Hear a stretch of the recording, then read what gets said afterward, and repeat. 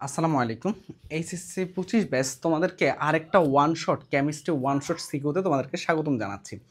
Mainly এই চ্যাপ্টারটা আমরা পরিবেশ রসায়ন নিয়ে কথা বলবো। পরিবেশ রসায়নের আমাদের মোটামুটি তোমাদের হলো যে 4 ধরনের বা 4টা টপিক থেকে অল টাইম প্রশ্ন হয়। ওই 4টা টপিক নিয়ে মেইনলি আমরা আলোচনা করব, কথাবার্তা বলবো, ঠিক আছে? তো আমি মোটামুটি চেষ্টা করবো যে ওই 4টা টপিকের ভালো মতো কনসেপ্টগুলো ক্লিয়ার করে দেওয়ার এবং তোমাকে দেখাবো যে দুই টাইপের সিকিউ হয় এখান থেকে, কীভাবে হয়, কি হয়, এবং তারপরে আমরা প্রায় 7-8টা সিকিউ সলভ করব, ঠিক আছে, এই চ্যাপ্টার থেকে। চলো আমরা তাহলে এক এক করে শুরু করে দিই আমাদের জার্নিটা, ঠিক আছে? তো আমাদের প্রথম এখানের মধ্যে প্রথমে এটা চলে আসছে। ওকে, দেখো আমাদের প্রথমত আমরা একটু এইটা দেখি আগে।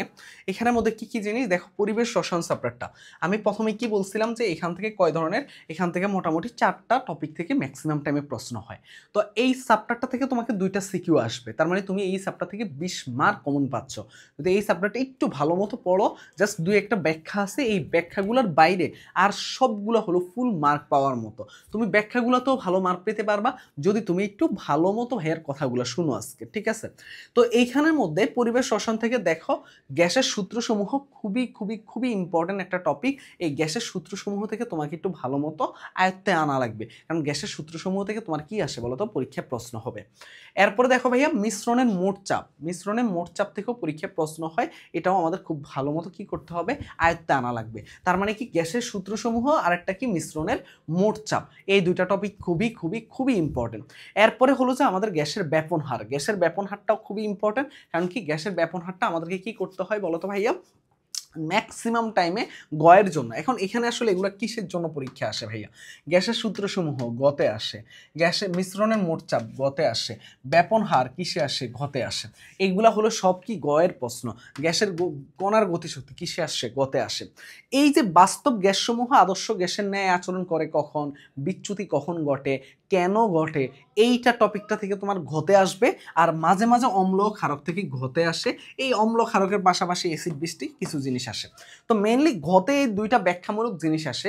তবে তোমার যে সবসময় যে এই যে তোমার হলো যে কি জানি তোমার হলো যে গতে যেগুলো সবসময় আসবে এমন না ব্যাপারটা।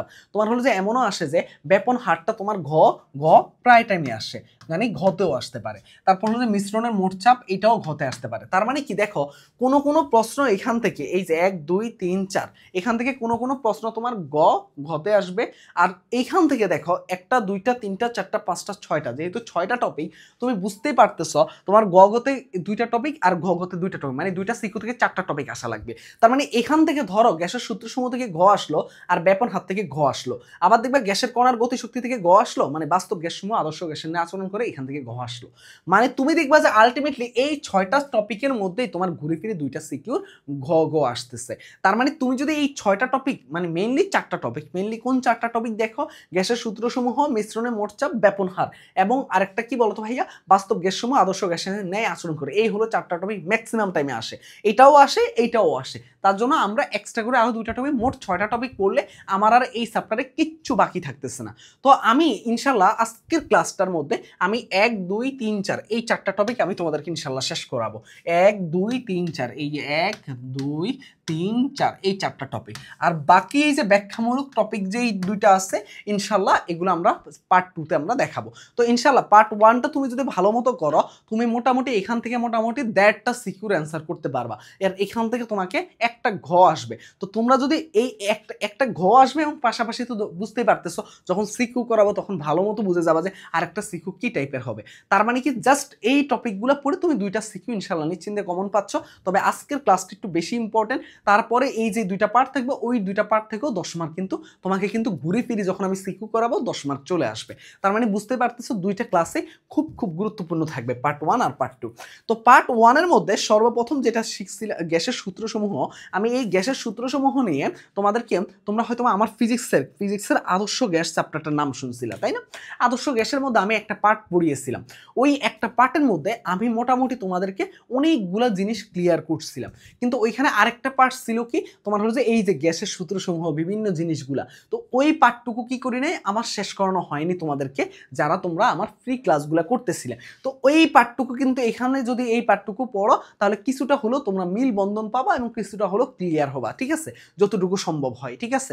তারপরে আমরা ধাপে ধাপে বাকিগুলোতে যাব। চলো আমরা চলে যাই গ্যাসের সূত্রসমূহ হতে। গ্যাসের সূত্রসমূহ হতে গেলে সবার আগে আসবে বয়েলের সূত্র। সবার আগে আসবে কার সূত্র? বয়েলের সূত্র। আচ্ছা, বয়েল কি বলছিল বলো তো ভাইয়া? বয়েলের সূত্র থেকে আমরা জানি যে তোমার হলো যে চাপ কার ব্যস্তানুপাতিক বলো তো ভাইয়া? চাপ হলো আমাদের আয়তনের ব্যস্তানুপাতিক। তার মানে বয়েলের সূত্র অনুযায়ী আমরা পাই পি সমানুপাতিক 1/v। এটা কে বলছে? এটা বয়েল সাহেব বলছে, ঠিক আছে? যদি এটা বলে থাকে তাহলে বয়েল সাহেব আরেকটা কথা অবশ্যই বলছে, সেখানের মধ্যে কি থাকবে? টি থাকবে। সরি দেখো, সেখানের মধ্যে কি থাকবে? টি থাকবে। সে কি বলছে? টি থাকবে কনস্ট্যান্ট। টি থাকবে কনস্ট্যান্ট। যদি টি কনস্ট্যান্ট থাকে বা টি স্থির থাকে তাহলে আমরা বলতে পারি পি সমানুপাতিক 1/v। তো এইখানে যদি পি সমানুপাতিক 1/v বলো তাহলে আমরা পিবি সমান সমান কি বলতে পারি? কে বলতে পারি? তাহলে এখান থেকে আমরা লিখতে পারি P1 V1 equal to P2 V2 equal to P3 V3 এবং আমরা ডট ডট ডট দিয়ে Pn Vn করতে পারি, তাই কিনা? এটাই হলো আমার কার? বয়েল সাহেবের আমাদের সূত্র। তার মানে বয়েল সাহেবের ক্ষেত্রে দেখা যায় যে তোমাকে যদি ধরো কোনো একটা গ্যাসের কি দেওয়া আছে? চাপ দেওয়া আছে, আয়তন দেওয়া আছে, আর একটা গ্যাসের চাপ বের করতে বলতেছে, আয়তন দেওয়া আছে, তাহলে পারবা না? আশা করি পারবো আমরা, ঠিক আছে? যেই কোনোভাবে পরীক্ষায় প্রশ্ন আসবে P1 V1 equal to P2 V2, আমরা এই সূত্র অ্যাপ্লাই করে আমরা আশা করি এই টপিকটা করতে পারবো। এটা আমাকে আরেকটা জায়গায় হেল্প করবে। সেটা কোথায় হেল্প করবে? দেখো, আমাদের এখানে মিশ্রণের মোট চাপের ক্ষেত্রে গিয়েও এটা হেল্প করবে। কিভাবে হেল্প করবে তখন আমরা আলোচনা করব, ঠিক আছে? মিশ্রণের মোট চাপের সাথে কিন্তু আমি আবার আরেকটা টপিককে কানেক্ট করে দিব, সেটা হলো যে কি আমাদের ডাল্টনের আংশিক চাপের সূত্রটা, ঠিক আছে? তো চলো আস্তে আস্তে ধাপে ধাপে সবই ক্লিয়ার হবো আমরা, ঠিক আছে? এরপরের আমরা যদি সূত্রে যাই, সেটা হলো কি চার্লসের সূত্র। চার্লসের সূত্র। দেখো, চার্লস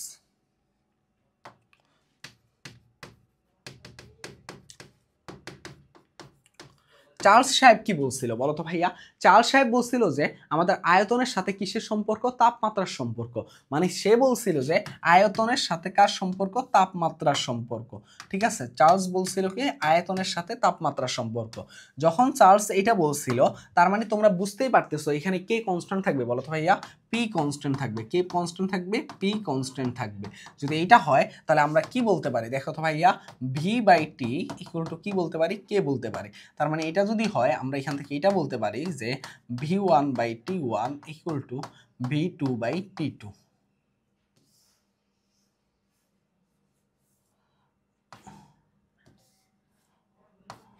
ওকে ওকে, তার মানে এইটা আমরা কিসের সূত্র থেকে বলতে পারি? আমরা এটা বলতে পারি যে চার্লসের সূত্র থেকে। চার্লসের সূত্র থেকে আমরা কার কার সম্পর্ক পাচ্ছি? আয়তন এবং তাপমাত্রার মধ্যে সম্পর্ক পাচ্ছি, যেখানে পি থাকবে স্থির। তাহলে আমাদের এখানের মধ্যে কোনো পাত্রে আয়তন দেওয়া থাকলো বা এবং ওইখানের মধ্যে যদি টেম্পারেচার দেওয়া থাকে, পরবর্তী আরেকটা পাত্রে যদি টেম্পারেচার দেওয়া থাকে, পরবর্তী আয়তন যদি V2 বের করতে বলে, পারবো না? অবশ্যই আমরা পারবো, ঠিক আছে? তার মানে এইটাও আমাদের জন্য কাজে লাগবে, ঠিক আছে? চার্লসের সূত্র থেকে। তার মানে এখানে আমরা দুইটা সূত্র, খুব গুরুত্বপূর্ণ দুইটা সূত্র শিখছি, একটা হলো বয়েল আর একটা হলো চার্লস। এবার আমরা শিখবো গেলুসাকের চাপীয় সূত্রটা শিখবো, ঠিক আছে? চলো। তো গেলুসাকের চাপীয় সূত্র নাম দেখে বুঝতে পারতেছো হয়তোবা যে এখানে কোনোভাবে আমরা চাপের সাথে কানেক্ট করার চেষ্টা করব। তো আমরা সেটাই করবো ইনশাল্লাহ। তো দেখো একটু, আমরা এখন কিসের সূত্র দেখব? আমরা এখন দেখব গেলুসাকের চাপীয় সূত্র, ঠিক আছে? ওকে, গেলুসাকের চাপীয় সূত্র। ওকে, এখন গেলুসাকের চাপীয় সূত্রটা কি বলে? যেহেতু চাপ এবং কিসের সম্পর্ক হবে বলো তো ভাইয়া? চাপের সাথে আমাদের তাপমাত্রার সম্পর্ক একটা হবে। কারণ তুমি দেখো এখানে চাপের সাথে তুমি আয়তনের সম্পর্ক পাইছো, আয়তনের সাথে তুমি তাপমাত্রার সম্পর্ক পাইছো। তাহলে এখন চাপের সাথে একটা আয়তনের সম্পর্ক দেখো, পি সমানুপাতিক টি। এখানে কি স্থির থাকবে? আয়তনটা স্থির থাকবে।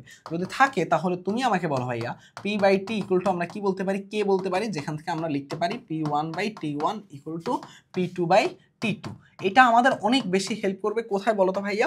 এইটা আমাদের অনেক বেশি হেল্প করবে তোমার হলো যে সামনে কিছু কার্যক্রম বা সামনে কিছু অ্যাপ্লাই প্রশ্ন সলভ করার ক্ষেত্রে, ঠিক আছে? তার মানে আমরা এখান থেকে তিন ধরনের সূত্র নিয়ে আইডিয়া পেয়ে গেছি। একটা হলো বয়েলের সূত্র। বয়েল সাহেব কি বলছে আমাদেরকে বলছে যে তাপমাত্রা কনস্ট্যান্ট থাকবে এবং চাপের সাথে আয়তন থাকবে ব্যস্তানুপাতিক সম্পর্ক। তার মানে PV equal to K, P1 V1 equal to P2 V2 equal to P3 V3 equal to আমরা বলতে পারি Pn Vn। একদম সেম নিয়মে আমরা চার্লসের সূত্র থেকে P constant pi, V1/T1 equal to V2/T2। এরপরে আমরা কি পাই? গেলুসাকের চাপীয় সূত্র পাই, P সমানুপাতিক T, P/T equal to K, P1/T1 equal to P2/T2। এগুলো সবাই আমরা কম বেশি জানি। এখন আমরা যে জিনিসটা দেখব সেটা কি? সেটা হলো যে লেখো বয়েল এবং চার্লসের সমন্বয় সূত্র। যে বয়েল এবং চার্লসের আমরা কি দেখব? বয়েল ও চার্লসের সমন্বয় সূত্র। চার্লসের সমন্বয় সূত্র। সমন্বয় সূত্র।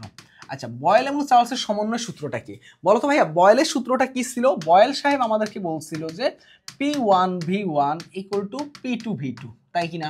P2V2 আরো সহজ বাংলা ভাষায় হলে বয়েল সাহেব আমাদেরকে বলছে P সমানুপাতিক 1/V, বা V সমানুপাতিক 1/, দেখো বয়েল সাহেব আমাদেরকে কি বলছে? P সমানুপাতিক 1/V। ঠিক আছে, বয়েল সাহেব যদি এটা বলে, আচ্ছা এটা নিয়ে অনেকে একটা জিনিস হয়তোবা মনের মধ্যে প্রশ্ন থাকতে পারে, ভাইয়া বয়েলের সূত্রটা কি P সমানুপাতিক 1/V নাকি V সমানুপাতিক 1/P, কোনটা? আসলে এটা নিয়ে একটু দুটা না থাকলেও তুমি যেহেতু বইয়ে আমাদেরকে কিসের কথা বলা আছে, V সমানুপাতিক 1/P এর কথা, আমরা এটাই ধরবো। ঠিক আছে, আবার P সমানুপাতিক 1/V লিখলে অনেক সারা কেটে দিতে পারে। ঠিক আছে, তার মানে কি আমাদের কি আসলে চাপ বাড়ালে বা কমালে আয়তনের পার্থক্য দেখা যায়, বাট আয়তনকে কম বাড়ালে চাপের পার্থক্য দেখা যায় না। তার জন্য আমরা সূত্রটাকে একটু উল্টা করে লিখবো, কারণ আমরা সবসময় P সমানুপাতিক V 1/V অনেকেই লিখে ভাবি যে এটা অনেক সময় সঠিক হয়ে যায়, কিন্তু অনেক সময় অনেক সারা কেটে দেয়। তার জন্য আমরা কি করব? V সমানুপাতিক 1/P লিখবো। V সমানুপাতিক 1/P বলতে কি বোঝাচ্ছে? চাপের আদান প্রদান করার ক্ষেত্রে আয়তন আমরা কি পাই? বিভিন্ন রকম মান পাই। তার মানে কি আয়তনটা চাপের উপর নির্ভরশীল। বুঝতে পারছো জিনিসটা? এটা মিন করে, দুটার মধ্যে একটু পার্থক্য আছে। আর আরেকটা দেখো, আমরা চার্লসের সূত্র থেকে কি পাইছি? চার্লসের সূত্র থেকে আমরা পাইছি কি, এইখানের মধ্যে একটু আগে দেখো তো, V সমানুপাতিক T, V সমানুপাতিক T পাইছি, তাই কিনা বলো তো ভাইয়া? তো এখান থেকে দেখো আমরা কি সূত্র জানি বলো তো ভাইয়া? এখান থেকে আমরা জানি P1V1 ইকুয়াল টু P2V2, আর এখান থেকে আমরা কি জানি? V1/T1 ইকুয়াল টু V2/T2, তাই কিনা বলো তো ভাইয়া? এখন যদি আমরা এই দুইটা সূত্রকে সমন্বয় ঘটাই, তাহলে সমন্বয় সূত্র কি হবে? সমন্বয় সূত্র হবে আমাদের, দেখো সমন্বয় সূত্রটা কি হবে? সেটা হবে P1V1/T1 ইকুয়াল টু P2V2/T2। ঠিক আছে, এটা কি? এটা হলো আমাদের সেই কাঙ্ক্ষিত বয়েল এবং চার্লসের সমন্বয় সূত্র। এবার দেখো ভাইয়া, আমরা যদি বয়েল এবং চার্লসের সমন্বয় সূত্র পেয়ে যাই, তাহলে কোনো পাত্রের মধ্যে দেখো P1V1 এর মান দেওয়া আছে, T1 এর মান দেওয়া আছে, বলো যে P2 এর মান বের করতে, B2T2 দেওয়া থাকলে বের করতে পারবো না? অবশ্য মানগুলো বসে আমরা বের করে দিতে পারবো। এখন যেই জিনিসটা আমাদের জানতে হবে যে আদর্শ সমীকরণ। ঠিক আছে, গ্যাসের আদর্শ সমীকরণ। আদর্শ সমীকরণটা হলো যে, দেখো ভাইয়া এইখানের মধ্যে মনে রাখবা যে গ্যাসের আদর্শ সমীকরণটা হলো PB equal to nRT। PB equal to কি? nRT। তো দেখো PB ইকুয়াল টু যদি nRT হয়, তাহলে আমরা P এর মান জানি, V এর মান জানি, N এর মান যদি জানি, R এর মান জানি, T এর মান বের করতে বললে পারবো না, অথবা P এর মান বের করতে বললে পারবো না, এই ইকুয়েশনও আমরা ইউজ করতে পারবো। ঠিক আছে, তো এই হলো ওভারঅল আমাদের বিভিন্ন সূত্রসমূহ। এখন এই সূত্রসমূহ দিয়ে দেখবা যে একটা সিকিউ মাঝে মাঝে আমাদের একদম ডিরেক্ট শুধু সূত্রের উপরে ডিপেন্ড করে একটা সিকিউ দিয়ে দিতে পারে। সেই সিকিউটা কেমন হতে পারে? তার মানে আমরা বয়েল, চার্লস, গেলুসাক এবং তারপরে সমন্বয় সূত্র এবং আদর্শ সমীকরণ, এই কয়েকটা সূত্র দিয়ে আমরা একটা সিকিউ সলভ করে আসি, তাহলে আমাদের কনফিডেন্স বাড়বে যে না, এই চ্যাপ্টার থেকে যদি এরকম টাইপের কোনো সিকিউ দেয় আমরা করতে পারবো। ঠিক আছে, চলো, এটা আসছে সিলেট বোর্ড 2023 সালে, পুরাটাই হলো আমাদের এই যে সূত্রের উপরে নির্ভরশীল একটা প্রশ্ন করছে। ঠিক আছে, তো ওকে, দেখো আমাদের মধ্যে কি কি দেওয়া আছে এখানের মধ্যে। দেখো আমাদের মধ্যে দেওয়া আছে এখানের মধ্যে, প্রথমত গতে আসো, গতে আসো। গয়ের জন্য আমাকে দেখো এখানের মধ্যে বলতেছে উদ্দীপক থেকে এক্স এর মান নির্ণয় করো। আচ্ছা, এক্স এর মান, এক্সটা কোথায় আছে দেখো তো? এক্সটা আমার আছে কোথায়? এই জায়গাটায়। আর এখানে কি আছে? এখানে আছে 2 অ্যাটমসফিয়ার। তার মানে কি আমার এইখানের মধ্যে দেখো একটা হলো একটা হবে কি P1 আর একটা হবে কি P2, তাই কিনা বলো তো ভাইয়া? তো একটার মান দেওয়া আছে, দেখো P1 এর মান ধরলাম দেওয়া আছে 2 অ্যাটমসফিয়ার, তাহলে P2 এর মান আমাকে বের করতে বলতেছে। Okay fine. এরপর দেখো আয়তন, দেখো দেওয়া আছে, দেখো যেটাকে আমি P2 ধরছি, এই যে x, ওইটা কোনটা? এই যে দেখো আয়তন, সেটা কত আছে? তার মানে V2 এর আয়তন দেওয়া আছে তোমার হলো যে 100 সেন্টিমিটার কিউব, আর V1 এর আয়তন আছে 50 সেন্টিমিটার কিউব। এখন ম্যাক্সিমাম শিক্ষার্থী, এটা কোন বোর্ডে আসছে দেখো তো? এটা হলো আমাদের কোন বোর্ডে? সিলেট বোর্ডে আসছে। দেখো ম্যাক্সিমাম শিক্ষার্থী যেই কাজটা করে কি, এখানের মধ্যে একটা বড় মিস্টেক যারা করে, তোমরা যে মিস্টেকটা করো সেটা কি? সেটা হলো যে তোমরা এখানে এককগুলা নিয়ে একটা বড় ঝামেলা পাকাই দাও। ঠিক আছে, কিন্তু সমস্যা হলো যে দেখো ভাইয়া, এখানের মধ্যে যেহেতু V1 V2 একই এককে আছে এবং P1 P2, তাহলে আমি P2 কে এই এককেই বের করতে পারবো। তার মানে এইখানে আমার কোনো সমস্যা হয় না। কিন্তু যখন তোমরা ঝামেলাটা আরেকটা জায়গায় মেইন পাকাও, সেটা কোথায় বলো তো ভাইয়া? যখন তোমরা আদর্শ গ্যাসের সমীকরণ, আমরা যখন গতিশক্তি দেখব, এখানের মধ্যে আসলে আর এর উপরে বা আমাদের যে কনস্ট্যান্ট যে ধ্রুবক মান থাকে তার উপরে এককটা নির্ভর করবে বাকিগুলা। তার মানে ওই হিসাব করে আমাদের একক বসানো লাগবে। তার মানে আমাদেরকে কিন্তু এককের বিষয়ে অনেক বেশি একটু সতর্ক থাকা লাগবে। তার মানে এখান থেকে আসো P1 V1 ইকুয়াল টু আমরা বলতে পারি P2 V2। তাহলে এখান থেকে বলো ভাইয়া, এখান থেকে কিসের মান? P2 এর মান লাগবে। তাহলে P1 V1 বাই কি হবে বলো তো ভাইয়া? V2। তাহলে P1 এর মান বসাই দাও, V1 এর মান বসাই দাও, আর V2 এর মান বসাই দাও, ইকুয়াল টু আসবে 1 অ্যাটমসফিয়ার। এটাই হলো আমার গয়ে আসা প্রশ্ন। তো আশা করি এইটুকু কোশ্চেনগুলো বুঝতে পারছো, ঠিক আছে? এরপরে দেখো ভাইয়া বলতেছে যে উদ্দীপকের লেখচিত্রগুলো কোন সূত্র বা নির্দেশ করে সেটা বলতেছে যে সূত্রদ্বয় তুলনা করতে। মানে উদ্দীপকের লেখচিত্র, প্রথম লেখচিত্রের মধ্যে আমরা কি কি পাইছিলাম দেখো তো, আমরা একটু সুন্দর করে করি। প্রথম লেখচিত্রের মধ্যে আমরা কি কি পাইছিলাম দেখো, প্রথম লেখচিত্রের মধ্যে আমরা পেয়েছিলাম যেটা, সেটা হলো কি, আমরা পেয়েছিলাম P1 এর মান, সেটা কত? 2 অ্যাটমসফিয়ার। আর আমরা P2 এর মান পাইছি একটু আগে 1 অ্যাটমসফিয়ার। আমরা V1 এর মান পাইছি কি বলো তো ভাইয়া? V1 এর মান পাইছিলাম আমরা 50 সেন্টিমিটার কিউব, আর V2 এর মানটা পাইছি কত? আমরা 100 সেন্টিমিটার কিউব। তাই কিনা বলো তো ভাইয়া? এখন আমাদেরকে বলতেছি কি যে লেখচিত্রগুলো কোন সূত্রের সাথে তুলনা করা সম্ভব। তোমরাই আমাকে বলো ভাইয়া, তোমরাই আমাকে বলো। জাস্ট এখানে যেহেতু পিবি আছে, তার মানে আমরা প্রথম এই যে প্রথমটার ক্ষেত্রে P1 V1 এটা যদি বের করি তাহলে কত আসছে? 2 ইন্টু এখানের মধ্যে আসে কত? V1 মানে 50, তার মানে এটা আসে কত? 100 সেন্টিমিটার কিউব অ্যাটমসফিয়ার, তাই কিনা? হ্যাঁ।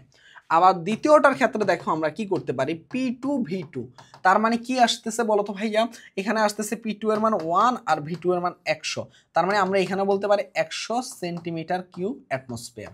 তাহলে তুমি আমাকে বলো ভাইয়া, এখান থেকে আমরা দেখতে পাচ্ছি P1 V1 equal to P2 V2, যদি এইটা হয় তাহলে প্রথম যে লেখচিত্রটা, এটা কার সূত্রকে নির্দেশ করতেছে? এটা আমাদের বয়েলের সূত্রকে নির্দেশ করতেছে। এটা কার সূত্রকে নির্দেশ করতেছে? এটা আমাদের বয়েলের সূত্রকে নির্দেশ করতেছে, বয়েলের সূত্র। ওকে ফাইন, খুব ভালো কথা। এইবার আসো ভাইয়া, পরবর্তী যেই আমাদেরকে কি দেওয়া আছে দেখো তো, পরবর্তী যে আমাদের লেখচিত্রটা দেওয়া আছে একটু ওইটাই আসি। পরবর্তী লেখচিত্রের মধ্যে যদি আসো তাহলে তুমি বলো আমাকে এইখানের মধ্যে আমরা কি করব। পরবর্তী লেখচিত্রের মধ্যে আমরা যেই কাজটা করব, যে এইখানের মধ্যে দেখো প্রথমটার ক্ষেত্রে, একদম প্রথম ইয়ার ক্ষেত্রে দেখো আমাদের তাপমাত্রা T1 এর মানটা কত দেওয়া আছে? 300। T1 এর মানটা কত দেওয়া আছে? 300। আর এখানের মধ্যে কিসের মান? P এর মান দেওয়া আছে। P এর মান কত দেওয়া আছে বলো তো ভাইয়া? P1 এর মান 125। আবার দেখো T2 এর মান কত দেওয়া আছে? 600। আর এখানে P2 এর মান কত দেওয়া আছে দেখো তো ভাইয়া? 250। আবার দেখো এখানের মধ্যে T3 এর মান কত দেওয়া আছে দেখো তো? 900। আর P3 এর মান কত দেওয়া আছে দেখো তো? P3 এর মান দেওয়া আছে কত? তোমার হচ্ছে 375। আবার দেখো তোমার হলো যে T4 এর মান দেওয়া আছে 1200, আর P4 এর মান দেওয়া আছে 500। আচ্ছা বলো তো ভাইয়া, আমি তোমাদেরকে একটা কথা বলছিলাম যে চাপ এবং তাপমাত্রার একটা সম্পর্ক আছে, সেটা কোথায় আসছিল? গেলুসেকের চাপীয় সূত্রের কথা মনে আছে? সেইখানে ছিল। সেইখানে কি ছিল? P সমানুপাতিক T, মানে ছিল কি P1 বাই T1, তাই কিনা? তাহলে প্রথম ক্ষেত্রে P1 বাই T1 এর মানটা কত আসে দেখো? 125 বাই 300। এটা করলে কত আসতেছে? একটু ক্যালকুলেটর দেখি তো। 125 বাই 300 করলে কত আসতেছে? একটা মিনিট দেখো তো। 125/300 এটা করলে আসতেছে তোমার 0.417। আবার দেখো P2/T2 এটা করলে কত আসতেছে দেখো? 250/600, মানে 0.417। আবার দেখো ভাইয়া P3/T3 এটা করলে কত আসতেছে? 375/900, এটাও আসতেছে কত? 0.417। আর P4/T4 করলেও আসতেছে কত? তুমি দেখো 0.417। তার মানে এখান থেকে আমরা দেখতে পাচ্ছি যে সবগুলার P1/T1 এটা সমান। তার মানে আমরা কি বলতে পারি এখান থেকে দেখো তো ভাইয়া, আমরা এখান থেকে এইটা বলতে পারি কি, P1/T1 equal to P2/T2 equal to P3/T3 equal to P4/T4। এটা আসলে কাকে নির্দেশ করতেছে বলো তো ভাইয়া? এটা আসলে গেলুসাকের আমাদের চাপীয় সূত্রকে নির্দেশ করতেছে। গেলুসাকের চাপীয় সূত্রকে নির্দেশ করতেছে। ওকে, আশা করি এইটুকু বুঝতে পারার কথা। তার মানে এইটুকু যদি বুঝতে পারো তাহলে আমাদের মোটামুটি এখান থেকে কি হয়েছে, আমাদের এখান থেকে আমাদের সূত্র রিলেটেড যেই ধরনের কোশ্চেন হতে পারে এরকম। আরেকটা প্রশ্ন হতে পারে কি, ওই যে আমরা যে বয়েল এবং চার্লসের কি সমন্বয় সূত্র দেখছিলাম, এই সমন্বয় সূত্র থেকে মাঝে মাঝে একটা সিকিউ তোমাকে দিয়ে দিতে পারে। সেটা আমরা মেইনলি আমরা কি বলতো ভাইয়া, ওই সূত্রগুলোর অ্যাপ্লাইগুলো কোথায় দেখবো বলতো ভাইয়া? আমরা ওই যে বললাম না যে আমরা যখন কার সূত্র দেখবো বলতো ভাইয়া, আমরা যখন ডাল্টনের আংশিক চাপের সূত্র দেখবো তখন আমাদের কাজে লাগবে, অথবা আমরা মিশ্রণে মোট চাপ বের করতে গেলে তখন আমাদের হেল্প করবে। সেটা কোনটা হেল্প করবে বলতো ভাইয়া? সেটা অনেকগুলো জিনিসই হেল্প করবে, ঠিক আছে। তো আমি একটা কোশ্চেন খুঁজতেছি যেটা আসলে এগুলোর বাইরে অন্য কিছু আসে কিনা। তো মাঝে মাঝে তোমার কি দিয়ে দেয় যে ওই যে তোমার হলো যে পি বি, যেমন ধরো পি ভি, তারপর যে ডব্লিউ এবং টি এর মান দিয়ে বলে কি আমাদের কিসের মান বের করতে বলো তো ভাইয়া? এখান থেকে আমাদেরকে কি বের করতে বলে? আদর্শ গ্যাসের ন্যায় আচরণ করে কিনা। তো তোমার ওখানে মধ্যে পিবি ইকুয়াল টু এনআরটি, এই মানটা মানে তুমি জাস্ট একটা কাজ করবে, এখান থেকে যদি সবগুলো দেওয়া থাকে দেখো, তখন আমরা কি করব বলো তো ভাইয়া? পিবি ইকুয়াল টু এনআরটি, এই সূত্রটা আমরা অ্যাপ্লাই করে কাজ করতে পারবো। এই টাইপের বাইরে আর কোনো এই টপিকগুলো থেকে কোনো প্রশ্ন আসে না, আমি এখন অবধি দেখি না। এই অবধি আমার প্রায় মনে হয় 45টা সিকিউ আমি চোখ বুলানো হয়েছে, ঠিক আছে। তো আশা করি যে এইটুকু তোমরা আশা করি ক্লিয়ার হয়ে যাওয়ার কথা। এরপরে আসো ভাইয়া মিশ্রণের মোট চাপে আসবো। আচ্ছা, মিশ্রণের মোট চাপে আসার আগে একটু আমাদেরকে এখানে আরেকটা জিনিস জানা লাগবে, সেটা হলো ডাল্টনের আংশিক চাপের সূত্র। ডাল্টনের আংশিক চাপের সূত্র। আচ্ছা, ডাল্টন সাহেব কি বলছিল আসলে একটু শুনো। ধরো কোনো পাত্রের মধ্যে আমার ধরো কোনো একটা গ্যাসের ক্ষেত্রে যার আংশিক চাপ যদি পিএ হয়, আর একটা গ্যাসের ক্ষেত্রে আংশিক চাপ যদি পিবি হয়, তাহলে তাদের মোট কি হবে বলো তো ভাইয়া? আংশিক চাপের যোগফলটাই হবে কি মোট চাপের সমান। তার মানে ডাল্টন সাহেব আমাদেরকে একটা কথা বলে গেছেন যে এইখানের মধ্যে মনে রাখতে হবে। এখন তোমার কাছে মনে হতে এটা তো খুবই স্বাভাবিক কথা, আমিও জানি আপনিও জানেন, তাই না? তো ডাল্টন সাহেব বলার কি দরকার ছিল? শোনো, এখানের মধ্যে মিশ্রণে মোট চাপের ক্ষেত্রে আমরা কি মনে রাখবো যে তোমার হচ্ছে আংশিক চাপ যেই কোনো ধরো আমাদের একটা পাত্রের মধ্যে যতগুলা গ্যাস থাকে সেগুলো সবগুলা আংশিক চাপের যোগফলটা কি হবে? মোট চাপ, ওই পাত্রের মোট চাপের সমান হবে। এখন আংশিক চাপটা আমরা কিভাবে বের করি বলো তো ভাইয়া? আমরা কিন্তু আংশিক চাপটা শিখাইছিলাম, আমি কোথায় শিখাইছিলাম বলতে পারবা? রাসায়নিক পরিবর্তন চ্যাপ্টারে। কি শিখাইছিলাম বলো তো ভাইয়া? আংশিক চাপ মানে হলো যে মোল ভগ্নাংশ বাই মোট চাপ। মোল ভগ্নাংশটা মানে কি ছিল বলো তো ভাইয়া? মোল ভগ্নাংশ ইনটু মোট চাপ। মোল ভগ্নাংশটা কি ছিল? মোল ভগ্নাংশটা ছিল যে ওই পাত্রের কি মোল সংখ্যা যতটুকু ডিভাইডেড বাই মোট মোল সংখ্যা, ডিভাইডেড বাই ওই গ্যাসের জন্য যেই পরিমাণ মোল সংখ্যা থাকে গ্যাসের জন্য ওই গ্যাসের মোল সংখ্যা ডিভাইডেড বাই মোট মোল সংখ্যা, ঠিক আছে। তার মানে মোট মোল সংখ্যা, এটা দিয়ে তুমি চাইলে কিসের মান? মোল ভগ্নাংশের মানটা বের করতে পারো। আর মোট চাপ তো পি থাকবেই। তার মানে এখান থেকে তোমরা কি করতে পারো? এইভাবে আংশিক চাপ দেখো, যদি একটা পাত্রের মধ্যে বলা থাকে যে তোমার হলো যে 2 মোল আছে, তারপরে হলো যে গ্যাস এটা আছে, এবং এটা ধরো আরেকটা কি দেওয়া আছে বলো তো ভাইয়া? এখানে মোট মোল ভগ্নাংশ কত বলা আছে? ধরো আরেকটা আছে 3 মোল আছে, ঠিক আছে। আর বললাম যে এখানের মধ্যে মোট চাপের পরিমাণ হয়েছে 1 অ্যাটমসফিয়ার। কত বলছে? 1 অ্যাটমসফিয়ার। তাহলে তুমি একটু খেয়াল করবা, পি এর মান বের করে দেখবা, পিবি এর মান বের করে দেখবা, এদের যোগফলটা বের করে তুমি পাবা যে সেটা কি বলো তো ভাইয়া? 1 অ্যাটমসফিয়ারই পাবা। এদের যোগফলটা তুমি বের করে কত পাবা? 1 অ্যাটমসফিয়ারে পাবা। বিষয়টা এমন থাকবে আর কি। তো এটা আমরা কে বলছিল? এটা আসলে ডাল্টনের আংশিক চাপের সূত্র থেকে এটা আমরা জানতে পাই। কিন্তু এখান থেকে প্রশ্ন আসার চাইতে আমাদের বেশি পরিমাণে প্রশ্ন আসে কোনটায়? মিশ্রণের মোট চাপ। মিশ্রণের মোট চাপ বলতে গেলে আসলে কি বোঝায় চলো আমরা একটু করি, ঠিক আছে। এখন আমরা দেখব কি মিশ্রণের মোট চাপ। আচ্ছা, মিশ্রণের মোট চাপ হলো যে তুমি জাস্ট একটা জিনিস চিন্তা করে দেখো, ধরো এই একটা পাত্র আছে, এরকম 3টা পাত্র আছে। এখানে আছে কি P1 V1, তারপরে এখানে আছে কি P2, আরেকটা কি আছে V2, এখানে আছে P3, এটা আছে কি V3। এখন তোমাকে যদি বলা হয় যে এই 3টা পাত্রকে মিশ্রণ করতে, 3টা পাত্রকে মিশানোর জন্য মিশানোর পরে জিজ্ঞাসা করতেছে মোট চাপ কত হবে। কি জিজ্ঞাসা করতেছে? মোট চাপ কত হবে। প্রশ্ন কি? এই 3টা পাত্রকে কি করলা? মিশানোর পরে জিজ্ঞাসা করতেছে মিশ্রণের মোট চাপ কত হবে। তোমরাই আমাকে বলো ভাইয়া, তুমি এখান থেকে কি বলতে পারো বলো তো ভাইয়া? তুমি এখান থেকে একটা জিনিস বলতে পারো যে সেটা হলো কি, আমরা এখান থেকে মিশ্রণের মোট চাপ থেকে লিখতে পারি, মিশ্রণের মোট চাপ থেকে সব সময় মনে রাখবা যে প্রত্যেকটা পাত্রের জন্য আলাদা আলাদা আমরা P1 V1 plus P2 V2 এগুলা বের করব, প্লাস P3 V3 বের করব। যেহেতু মিশ্রণ করছি, মিশ্রণ করলে আমরা সবসময় কি করি, প্রত্যেকটা পাত্রের যেই পরিমাণ আমাদের কি থাকে, আয়তন থাকে, সেটাকে আমরা যোগ করে দেই। তার মানে মোট চাপ ধরলাম P, আর আয়তনটা যোগফল মানে V1 plus V2 plus V3। তখন আমাদের এখানে মিশ্রণে মোট চাপটা কি দাঁড়ায়, P ইকুয়াল টু দাঁড়ায় P1 V1 plus P2 V2 plus P3 V3 divided by কি দাঁড়ায়, V1 plus V2 plus V3। আশা করি বুঝতে পারছো। তার মানে এই যে সূত্রের উপর ডিপেন্ড করেই আমরা সকল ধরনের ম্যাথ ক্যালকুলেশন সলভ করতে পারবো। তার মানে মিশ্রণে মোট চাপ বলতে গেলে আমরা বুঝাচ্ছি যে তাদের প্রত্যেকের জন্য আলাদা আমরা কি P1 V1 এর মান বের করে তাদের যোগফলটাই হবে মিশ্রণে মোট চাপ ইনটু মোট আয়তনের সমান। যেহেতু মোট চাপ এবং মোট আয়তনের সমান, এটা তোমাকে কে বলছে, এটাই তো তোমাকে ডাল্টন বলে দিচ্ছে, তাই না? বলো তো ভাইয়া, ডাল্টন তো আমাদেরকে এরকম বলছে যে দেখো আংশিক চাপগুলো সমানে হলো মোট চাপের সমান। তো জাস্ট এখানে আমরা কি করছি বলতো, মিশ্রণে যেহেতু মোট চাপ বলছে সেহেতু আমরা পিভি নিয়ে এসে আমরা কি করছি, এখান থেকে পি এর মানটা বের করছি, P1 V1 plus P2 plus V2 plus P3 V3 equal to V1 plus V2 plus V3। যদি এইটুকু হয়ে থাকে তাহলে চলো এইটার উপর দেখি আমাদের কোনো সিকিউ আছে কিনা আমাদের জন্য। দেখি, এইখানে আসো, ঠিক আছে, এইখানে আসো। আমরা এখানে দেখো গ নাম্বার প্রশ্নটা, মানে 3 নাম্বার প্রশ্নটা দেখো। 3 নাম্বার প্রশ্নটা তোমাকে কি বলতেছে, যে বলতেছে যে 3 নং পাত্রে গ্যাসের মিশ্রণের মোট চাপ কত। দেখো 3 নং পাত্রে বলতেছে গ্যাসের মিশ্রণের মোট চাপ কত। এখন দেখো ভাইয়া 1 নং পাত্রে তোমার কি দেওয়া আছে বলো তো ভাইয়া, 1 নং পাত্রে তোমার কি দেওয়া আছে, P1 এর মান দেওয়া আছে, সেটা কত দেওয়া আছে 2 অ্যাটমসফিয়ার। আর V1 এর মান দেওয়া আছে, সেটা কত দেওয়া আছে 600 মিলিলিটার। আর P2 এর মান দেওয়া আছে কত 2.5 অ্যাটমসফিয়ার। আর V2 এর মান দেওয়া আছে কত 700 মিলিলিটার। এবার দেখো ভাইয়া, এখানের মধ্যে 3 নং পাত্রে যেটা মিশ্রণ হবে তার ভি এর মানটা দেওয়া আছে কত 3 লিটার।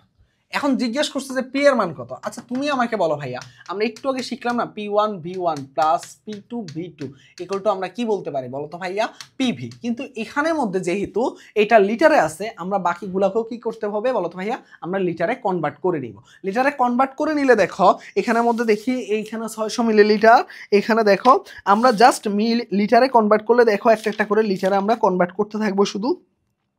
আসো এখানের মধ্যে দেখো 600 মিলিলিটারকে আমরা কত লিখতে পারবো 0.6 লিটার, 0.6 লিটার। আর 700 মিলিলিটারকে 0.7 লিটার। এটা যদি হয় তাহলে তোমরা আমাকে বলো ভাইয়া, এখান থেকে P1 এর মান 2 ইন্টু 0.6 প্লাস P2 এর মান কত আছে 2.5 ইন্টু 0.7 ইকুয়াল টু P এর মানটা কত বের করব, আর B এর মানটা হলো 3। তার মানে P এর মানটা হবে কত 2 ইন্টু 0.6 কত আসে দেখো তো, কত আসে, মোট আসে কত, পি এর মান 0.983 অ্যাটমসফিয়ার। এটা আমরা কার সূত্র থেকে পেলাম, এটা আমরা মিশ্রণে মোট চাপ কত হবে এখান থেকে পেলাম। তার মানে মিশ্রণে মোট চাপ কিভাবে বের করতে হয়, P1 V1 plus P2 V2 equal to PV. আমরা জাস্ট এই সূত্রটা অ্যাপ্লাই করে আমরা এখান থেকে 3 মার্ক কনফার্ম করে ফেলতে পারবো। বুঝতে পারছো? আশা করি এই টাইপের সিকিউ আসলে এখন আমরা পারবো। দেখি আর কোথাও আছে কিনা। এই যে দেখো এখানে আসো কি বলছে দেখো, এখানেও দেখো, এখানেও বলছে যে গতে আসো। গতে বলতেছে কি উদ্দীপকের স্টপ ককটা দেখো দুইটা জায়গায় আছে। প্রথমটার ক্ষেত্রে P1 এর মান দেওয়া আছে 2 অ্যাটমসফিয়ার, আর B1 এর মান দেওয়া আছে 1.2 লিটার, আর P2 এর মান দেওয়া আছে কত 1.5 অ্যাটমসফিয়ার, আর তোমার V2 এর মান দেওয়া আছে কত 2 লিটার। এখন তুমি আমাকে বলো ভাইয়া, বলতেছে যে স্টোভ কক খোলা অবস্থায় যদি 40 ডিগ্রি সেলসিয়াস তাপমাত্রায় গ্যাসের মিশ্রণে মোট চাপ কত হবে। তো গ্যাসের মিশ্রণে মোট চাপ মানে কি, আমরা জানি কি P1 V1 plus P2 V2 equal to কি বলতে পারবো, পিভি বলতে পারবো। তাহলে P ইকুয়াল টু বলতে পারবো P1 V1 plus P2 V2 divided by V। এই যে P1, এই V এর মানটা কি হবে বলো তো ভাইয়া, 2 প্লাস 1.2 লিটার, এটা যোগ হয়ে যাবে, ঠিক আছে। আর P1 এর মান কি হবে 2, আর V1 এর মান কি হবে 1.2, আর P2 এর মান কি হবে 1.5, আর V এর মান কি হবে 2। এই যে এইটুকু করলে যা অ্যান্সার হবে, কত আসতেছে দেখো তো, এইটার অ্যান্সার কত আসতেছে, এই কোশ্চেনটার আমাদের অ্যান্সার আসতেছে কত, এই কোশ্চেনটার অ্যান্সার আমাদের আসতেছে, এই যে দেখো 1.69 অ্যাটমসফিয়ার, ঠিক আছে ওকে, খুব ভালো কথা। এইবার দেখো ভাইয়া, এখানের মধ্যে আমাদেরকে কিসের মান বলছে যে বলো তো ভাইয়া, 40°C তাপমাত্রায় বলছে, কিন্তু এইখানে কত ডিগ্রি সেলসিয়াস ছিল বলো তো ভাইয়া, 25°C তাপমাত্রায় ছিল। কিন্তু আমাদেরকে যেহেতু চাপটা, এই চাপটা কিসে, এই চাপটা আসলে আমরা কার জন্য কত ডিগ্রি সেলসিয়াসে বের করছি বলো তো ভাইয়া, 25°C। তাহলে আমাদেরকে এখন নিয়ে যাইতে হবে কোন সেলসিয়াসে বলো তো ভাইয়া, 40°C তাপমাত্রায় মোট চাপটা কত হবে। তার মানে দেখো ভাইয়া, এখানে তোমার এখন P1 এর মানটা কত হয়েছে, 1.69 অ্যাটমসফিয়ার, আর T1 এর মানটা কত হয়েছে, 273 এর সাথে 25 যোগ করলে 298 কেলভিন, তাই কিনা? হ্যাঁ। এবার দেখো ভাইয়া, এখানের মধ্যে P2 তোমাকে আমাদের এইটাই বের করা লাগবে যে এই চাপটা যখন 40°C চলে যায় তখন কত হয়। T2 এর মানটা কত হবে দেখো তো ভাইয়া, 273 যোগ 40, তার মানে হবে কত, এখানের মধ্যে হচ্ছে 273, 83, 93, 313 কেলভিন। ওকে, খুব ভালো কথা। যদি এইটা হয় তুমি আমাকে বলো ভাইয়া, এখান থেকে আমরা কি বলতে পারবো দেখো তো ভাইয়া, এখান থেকে আমরা একটা জিনিস বলতে পারবো যে সেটা কি, P1/T1 ইকুয়াল টু আমরা কি বলতে পারবো, P2/T2। এটা কার সূত্র থেকে আমরা বলতে পারতেছি, এটা হলো গেলুসাকের চাপীয় সূত্র থেকে, গেলুসাকের চাপীয় সূত্র থেকে। বুঝতে হবে, তুমি যখন বের করছিলা তখন কিন্তু 25°C টেম্পারেচার ছিল, কিন্তু তোমাকে বলছে 40°C। তার মানে তোমাকে এখন এই যে 25°C যে চাপটা আছে সেটা 40°C কত কত চাপ সেটা আমাদেরকে বের করে দেখানো লাগবে না, সেটা তো আমার আলটিমেটলি অ্যান্সার, তাই না? 25 থেকে 40-এ কনভার্ট করা, ওইটাই বের করতেছি। তার মানে P1 এর মানটা কত আসছে দেখো, 1.69, T1 এর মানটা কত, 298, আর P2 এর মানটাই তো আমরা এখন বের করব। আর T2 এর মানটা কত আসছে তোমার হলো 313। তাহলে এটা করলে P2 এর মানটা কত আসতেছে দেখো তো, P2 এর মানটা কত আসতেছে, P2 এর মানটা আসতেছে তোমার হচ্ছে 1.78 অ্যাটমসফিয়ার। এই হলো আমাদের অ্যান্সার, ঠিক আছে? আশা করি বুঝতে পারছো। এই হলো আমাদের কি, গ্যাসের মোট চাপের যে বিষয়টা সেইটা থাকে। তার মানে আমরা এখান থেকে অলরেডি দুইটা কনসেপ্ট ক্লিয়ার হয়ে গেছে। প্রথমটা ছিল গ্যাসের সূত্রসমূহের, দ্বিতীয়টা হয়েছে মিশ্রণের মোট চাপের। এবার আমরা যাব ব্যাপন হারে। ব্যাপন হারটা আরো মজার, আমরা করতে বেশি কঠিন লাগবে না, ঠিক আছে? তো আমরা ধাপে ধাপে একটা একটা করে শেষ করতেছি, যেহেতু আমাদের জন্য অনেকটা সহজ হয়ে যাবে, ঠিক আছে? চলো আমরা দেখি ব্যাপন হারটা শুরু করে দিই। আচ্ছা, ব্যাপন হারটা কি, যে মানে ব্যাপিত হওয়ার হার, মানে কত দ্রুত ব্যাপিত হবে, অল্প সময়ের মধ্যে কত দ্রুত ব্যাপিত হবে। তার মানে ব্যাপনের হারটা আমরা বোঝাতে চাচ্ছি যে অল্প সময়, যেমন ধরো এই যে স্প্রেটা আছে, এটাকে আমরা কি করলাম, স্প্রে যখন দেই, এটা আসলে এই যে দেখো আমি যখন এটা করলাম, এই যে কতটুকু ব্যাপিত হয়েছে বা কতটুকু এটা ছড়াচ্ছে, এটাই তো আসলে ব্যাপন হার বোঝায়। এখন দেখো ভাইয়া, এখন দেখো এখানের মধ্যে ব্যাপন হারটা আসলে কি বোঝাচ্ছে। ব্যাপন হার বলতে গেলে আমরা কি বোঝাই সেটা না হয় বুঝলাম, কিন্তু ব্যাপন থেকে তো আমাদের কোশ্চেন আসে, তাই না? এই কোশ্চেনগুলো আমরা কিভাবে সলভ করব সেটা আমি কয়েকটা স্টেপ দিয়ে দেখাবো, কারণ কয়েকটা স্টেপ যদি তুমি মনে রাখতে পারো তাহলে আর তোমার কোনো ধরনের প্রবলেম হবে না, ঠিক আছে? তো ব্যাপন হারকে ধরো কোনো একটা গ্যাসের ব্যাপন হার, আজ সেটাকে যদি আর ধরি, আর এর সাথে তোমাদের এইখানের মধ্যে বলতেছে যে কিসের সম্পর্ক বলতো ভাইয়া, আণবিক গ্যাসের সম্পর্ক। বলতেছে যে যদি কোনো গ্যাসের আণবিক ভরের মানটা, কি বলতেছে দেখো, কোনো গ্যাসের আণবিক ভরের মান যদি তোমার অনেক বেশি হয়, তার মানে কি, তার ব্যাপন হারটা কি হবে, কম হবে, মানে ছড়াতে সময় বেশি লাগবে। আর গ্যাসের যদি ভরের মানটা ছোট হয় তাহলে ছড়াতে কি লাগবে বলো তো ভাইয়া, কম সময় লাগবে। এই যে জাস্ট এই সূত্রের উপর ডিপেন্ড করে আমরা কি করতে পারি, ব্যাপন হারের ম্যাক্সিমাম ম্যাথগুলা কি করতে পারি বলো তো ভাইয়া, করতে পারি। দেখো আমরা কিভাবে করব, একটা একটা করে এখন একটা একটা করে বুঝাবো, ঠিক আছে? তাহলে আশা করি যে তোমার আর এই টপিকটা নিয়ে কোনো প্রবলেম থাকবে না, ঠিক আছে? চলো আমরা এইবার আসো, আমরা চলো শুরু করে দিই। এখন দেখো ভাইয়া, তোমরাই আমাকে বলো ভাইয়া, তোমরাই আমাকে বলো, এইখানের মধ্যে আমি যদি এইটাকে যখন একটা ইকুয়েশনে কনভার্ট করতে চাইবো তখন কি হবে বলো তো ভাইয়া, তখন এটা কি হবে, R1/R2 ইকুয়াল টু কি হবে বলো তো ভাইয়া, রুট দিয়ে কি হবে বলো তো ভাইয়া, M2 অবশ্যই উপরে যাবে আর M1 নিচে যাবে। এটা হলো আমাদের ব্যাপন হারের একটা প্রাথমিক সূত্র। ঠিক তেমনি ব্যাপন হারে আরেকটা ব্যাপন হারের মধ্যে আমরা জানি যে আর সমানুপাতিক বলতেছে যে 1/√D। এই ডিটা কি বলতো ভাইয়া, এটা হলো গ্যাসের ঘনত্ব। তার মানে তার যত ঘনত্ব বেশি হবে, দেখো ঘনত্ব যদি বেশি হয় এটা ছড়াতে কি লাগবে বলতো, সময় বেশি লাগবে। ঘনত্ব কম হলে কি হবে, ছড়াতে আমাদের কি হবে বলতো ভাইয়া, ঘনত্ব যদি বেশি হয় একটা, আমাদের যদি ধরো বদ্ধঘরের মধ্যে ধরো ঘনত্বের মানটা বেশি, তাহলে ছড়াতে অবশ্যই 100% বেশি সময় লাগবে বা বেশি কি লাগবে বলতো ভাইয়া, ব্যাপন হারটা তখন কি হয়ে যাবে, কমে যাবে। তার মানে আমরা এখান থেকে বলতে পারি R1/R2 ইকুয়াল টু কি বলতে পারি, √D2/D1। তাহলে এই দুইটা সূত্রকে আমরা কিভাবে কনভার্ট করতে পারি বলো তো ভাইয়া? এই দুইটা সূত্রকে আমরা চাইলে এইভাবে কনভার্ট করতে পারি, R1/R2 equal to √M2/M1 equal to কি বলতে পারি, √D2/D1। এখান থেকে আরেকটা জিনিস একটু মনে রাখতে হবে তোমাদেরকে, সেটা কি বলতো ভাইয়া? এই ব্যবহারের সাথে আমাদের কিসের সম্পর্ক আছে? একটা টি এর সম্পর্ক আছে একটা। এই টি এর সম্পর্কটা কি, এইটা আমাদেরকে মনে রাখতে হবে। টি এর সম্পর্কটা হলো তোমার যখন ব্যাপন হার যখন ধরো অনেক বেশি হবে, ব্যাপন হার ধরো অনেক বেশি হচ্ছে, তাহলে সেটা কিসে অল্প সময়ের মধ্যে হইতেছে, অল্প সময়ের মধ্যে তো ব্যাপিত বেশি হলে কি হয়, ব্যাপন হার বেশি হবে। তার মানে সময় অল্প লাগতেছে, ব্যাপন হার বেশি হচ্ছে। তার মানে আমরা আরেকটা জিনিস শিখতে পারি, আর সমানুপাতিক 1/t, মানে এইটাকে আমরা এইভাবে বলতে পারি যে R1/R2 ইকুয়াল টু সময় বেশি, দেখো সময় কম, এই যে ব্যাপন হার কম সময় বেশি লাগবে, ব্যাপন হার বেশি সময় কম লাগবে, T2/T1। তাহলে এখান থেকে আমরা আরেকটা সূত্র পাই, R1/R2 ইকুয়াল টু কি পাই, T2/T1। এই তিনটা সূত্রের উপর ডিপেন্ড করে আমরা ব্যাপন হারের দুনিয়ায় যাবতীয় যত কিছু বের করতে বলে আমরা এখন করতে পারবো। আশা করি আমরা এই তিনটা ইকুয়েশন থেকে আমরা সব কিছু, এখন মাঝে মাঝে অনেক সময় কি করে আণবিক ভরটা আমরা বের করতে পারবো, তো তোমাকে চাচ্ছে সময়, তাহলে বের করতে পারবো না, এই দুইটা সূত্রে আমরা কি করব, একসাথে মিল বন্ধন করে ম্যাথ সলভ করব। আবার কখনো ধরো আমাকে গ্যাসের ঘনত্ব দেওয়া আছে, তখন তোমাকে বলতেছে যে এখানে ব্যাপন হারটা বের করতে, তাহলে তোমরা R1 আর R2 আর D2/D1 এই সূত্রে অ্যাপ্লাই করবো। আবার কখনো কখনো বলা আছে যে ধরো সময়টা দেওয়া আছে আর তোমাকে গ্যাসের ইয়াটা দেওয়া আছে, ঘনত্ব দেওয়া আছে, ধরো এই ঘনত্ব দেওয়া আছে, তাহলে আমরা কি করব, এই দুইটা সূত্র ইউজ করব। তার মানে কখন কোনভাবে কিভাবে ইউজ করতে হয় এটা আমাদেরকে জানা থাকাটা সবচেয়ে বেশি জরুরি। তাহলে আমাদের এই চ্যাপ্টারে ব্যাপন হারে এটা কিন্তু শুধু ঘ না ভাইয়া, এটা তোমার যেমন 3 মার্কের জন্য আসবে তেমনি এটা 4 মার্কের জন্য পরীক্ষা আসে। এটা খুবই ইম্পর্টেন্ট, এটা খুবই ইম্পর্টেন্ট। জাস্ট যারা ভালো মতো একটু এটা পড়বে তারা কিন্তু এখান থেকে 3 থেকে 4 মার্ক একদম ভালো মতো কনফার্ম করতে পারবে, ঠিক আছে? এখন দেখি আমাদের জন্য এইখানের মধ্যে কি কি প্রশ্ন আছে ব্যাপন হারে। তোমরা দেখো এইখানের মধ্যে আমরা যখন করতেছিলাম যে এখানে ঘয়ের একটা প্রশ্ন ছিল, কি ছিল, ঘয়ের একটা প্রশ্ন, সেটা কি জিজ্ঞেস করছে, উদ্দীপকের কোন গ্যাসটির ব্যাপন হার বেশি হবে সেটা আমাদের কি করছে, ব্যাখ্যা করতে বলছে, বা কোনটা বেশি হবে যুক্তি দেখাতে বলছে।